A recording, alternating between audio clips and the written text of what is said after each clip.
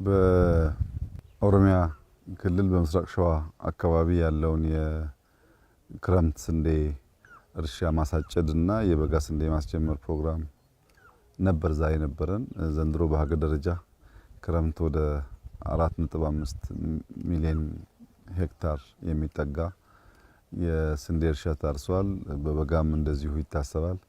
ከ8.5 እስከ 9 ሚሊዮን ሄክታር የሚጠጋ ስንዴ በዚህ አመት ይመረታል። አምና ከነበረን ምርት አንጻር በእጅጉ የበለጠ እንደሚሆን ይጠበቃል።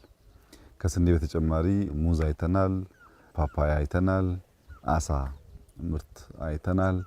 እነዚህ ሁሉ በካርቦሃይድሬት እና በፕሮቲን እንዲሁም በፍሩቱ ያሉ ምግቦች ለጤናችን ገንዘብ እና ሀብት ለመጨመር በምግብ ራስ ለመቻል ሽጠን ለማትረፍ የሚያግዙ ጉዳዮች ናቸው። እንግዲህ ይሄ ጉዳይ እንዲሳካ በሀሳብና ፖሊሲ ብቻ ሳይሆን የገጠር ሽግግርን ለማረጋገጥ አንዱ ኢንትሪ ፖይንት ማሽን ማበራከት ነው። በሀገር ደረጃ ከ150 ሺህ በላይ ፓምፖች ባለፉት ጥቂት ዓመታት ገብተዋል። በ10 ሺህ የሚገመቱ ትራክተሮች ስራ ላይ ውለዋል። ወደ 1 ሺህ የሚጠጋ ኮምባይነር ስራ ላይ ውለዋል። አሁንም በበሬ የሚያርሱ አርሶ አደሮች ያሉ ቢሆንም ግን ማሽን የማበራከቱ ጉዳይ እየጨመረ መጥቷል። ከውጭ ማስገባት ብቻ ደግሞ ሳይሆን ፓምፕና ትራክተር በተወሰነ ደረጃ አሴምብል ማድረግም ተጀምሯል። እና ማሽን ስንጠቀም ሰፋፊ ቦታ አሁን በጋ በበሬ ማረስ ይከብዳል፣ ደረቅ ስለሚሆን በትራክተር ሲሆን ሞር ይቀላል። ከታረሰም በኋላ በእጅ መሰብሰብና በኮምባይነር አንድ አይደለም። ባጠረ ጊዜ ውስጥ ምርት ለመሰብሰብና የሚጠፉ ዌስት ለመቀነስ ያግዛል። ከፓፓያና ከሙዝ አንጻር ያየነው አዲስ ነገር ከዚህ ቀደም የነበረው ፓፓያ ግንዱ ረጅም ፍሩቱ ያነሱ ነበሩ። ይሄ አዲሱ ዝርያ አጠር ያለ ግን በጣም ፕሮዳክቲቪቲው ሃይ የሆነ ነው። ሙዙም ጣፋጭ ዝርያ ከእስራኤል የመጣ ዝርያ ነው። እነዚህን በምርምር እያሻሻሉ ከ1 ሄክታር የሚገኘው ምርት እያሳደጉ ተጨማሪ መሬቶች እያሰፉ በክላስተር የነበረውን ምርት እያሰፉ መሄድ የምግብ ሉዓላዊነት ለማረጋገጥ በእጅጉ ያግዛል። አሁን በገጠር የሚታየው እንቅስቃሴ ሰው በጓሮም በማሳውም ክረምትም በጋም እንቅስቃሴዎች አሉ። እነዚህ በጣም ጥሩ ናቸው። ይሄን እንቅስቃሴ ከማሳ ወደ ቤት መውሰድ ያስፈልጋል። አርሶ አደሮቻችን ብር እያገኙ ነው። ብርን በባንክ ማስቀመጥ ልምምድ እያደገ መጥቷል። ነገር ግን ቤታቸው አልተቀየሩም። ቤታቸው መቀየር አለበት። ለገጠር የሚገባ የቤት አይነት ዲዛይን ተሰርቷል።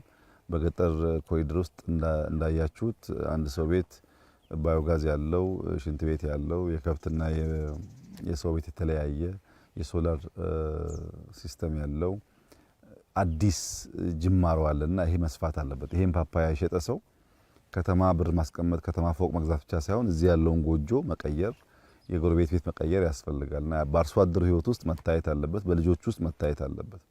ቤት መብራት ካለ፣ ቴሌቪዥን ካለ፣ ባዮጋዝ ካለ፣ የእናቶች ድካም የሚቀንስ ከሆነ፣ ማሳ ከታረሰ ብዙ ከተማ መሄድ አስፈላጊ ላይሆን ይችላል። እዚህ ያለው አየሩም ያምራል፣ ማሳውም ያምራል።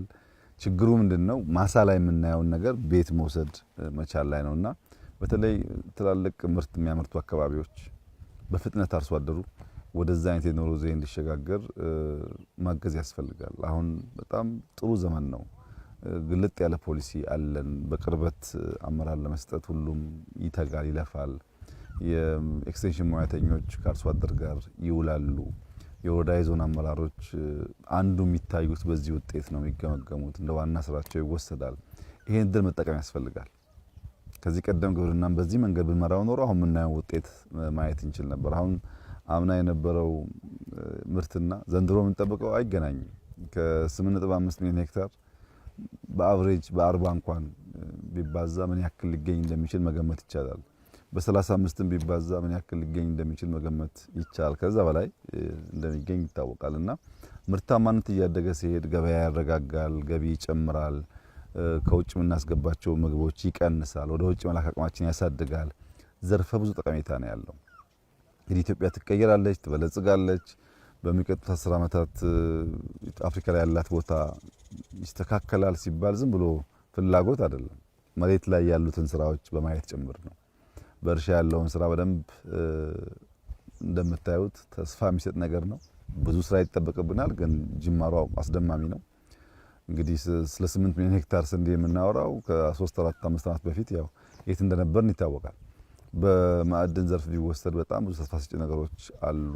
ኢንዱስትሪው በከፍተኛ ደረጃ ሪስፖንድ እያደረገ ነው። እነዚህን አስተሳስረን ምርታማን ተሳደገን ሀብት ካገኘን በኋላ አርሶ አደሩ የሚጠቀምበትን መንገድ ካመቻቸን የኢትዮጵያን ብልጽግና የማየት የኢትዮጵያን ተለውጣ በአዲስ ቁመና የመታየቷ ጉዳይ ተስፋ ሰጪ ይሆናል። ዋናው ለኢትዮጵያውያን ማስተላለፍ የምንፈልገው መልእክት ሆሊስቲክ አፕሮች መከተላችን፣ ግብርናውን ሳንጥል፣ ኢንዱስትሪውን ሳንጥል፣ ማይኒንጉን ሳንጥል፣ ከተማውን ሳንጥል፣ ቴክኖሎጂውን ሳንጥል ሁሉንም በሚዛን ማስኬዳችን በተጨባጭ የፖሊሲ ትሩፋት እያመጣ ነው ያለው። በአንድ ጉዳይ አቴንሽን ሰጥቶ አንደኛው መተው ያ የተሰጠው ጉዳይ ሊያድግ ይችላል፣ የተለየው ደግሞ ይቀራል። የኛ አፕሮች እሱ አይደለም። ዋና ዋና ኮር ሴክተሮች ይዘን ሌላ ሴክተር ደግሞ እየተሰናሰለ እንዲወጣ እያደረግን ስለሆነ በገጠር የሚታየው ለውጥ በከተማ ይታያል፣ በኢንዱስትሪ የሚታየው ለውጥ በግብርና ይታያል፣ በማይኒንግ የሚታየው ለውጥ በቱሪዝም ይታያል። ሚዲያው የሚያስጨሆው ብዙዎች የሚነጋገሩበት ጉዳይ ፓፓያ ሊሆን ይችላል፣ ግን ሙዝም የተሰራ ነው። ሚዲያ የሚያስጨሆው ጉዳይ ቱሪዝም ሊሆን ይችላል፣ ግን ኢንዱስትሪም የተሰራ ነው። እና ተስፋ በብዙ አለ። እንበርታ፣ እንስራ። ለማይረቡ ወሬዎች ተላልፈን አንሰጥ። ካልባሌ ጉዳይ ወጥተን በስራ በትጋት ብቻ ውጤት ለማምጣት እንጣር። ያልሰራ አይብላ ነው የሚባለውና ካልደከምን የሚመጣ ነገር የለም። በስራ ብቻ የምንቀይረው ሀገራችን ማንም ይቀይርልን የለም። የምንቀይረው እኛ ነን። የምንቀይረው ደግሞ በልፋትና በስራ ነው። ያንን ነገር የጀመርን ይመስለኛል። እንግዲህ ይሄን ማስቀጠል ከቻል ውጤታማ እንደምንሆን ተስፋ አደርጋለሁ።